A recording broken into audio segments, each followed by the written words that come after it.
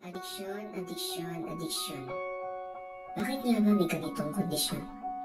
Ano ang ugat? Saan nagsimula? Ito ba'y bisyo pagkatapos sa problema?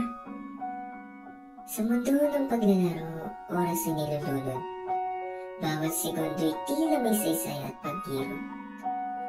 Ngunit sa likod ng kulay at tunog ng tagumpay, may pusong nagtatago sa realidad ay sugatan at sablay. Kapag naglalaro, tama mo'y sapat ka. May gantimpala, may papuri, may ligaya. Ngunit sa oras na itigil ang paglalaro, babalik pa rin sa mundong puno ng pagkabago.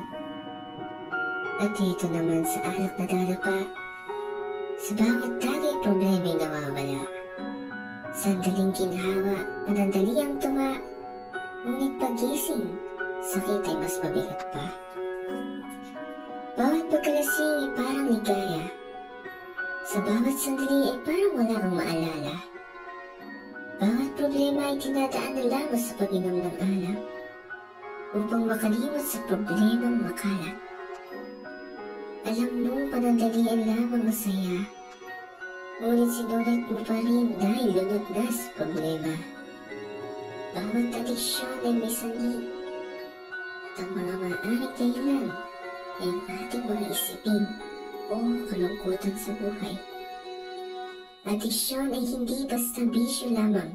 Ito'y panangga laban sa kirot at pagkadismaya sa laban. Bunga ng lungkot, pangungulila o kakulangan.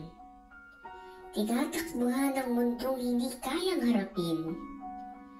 Karamihan ay nagsasabing tigilan ang mga bagay na yan. Kahit na wala silang ideya sa iyong pinagdadaanan. Kaya tatanungin kita ng isang diretsong tanong. Kung masaya at kontento ka sa iyong buhay, magiging adik ka ba?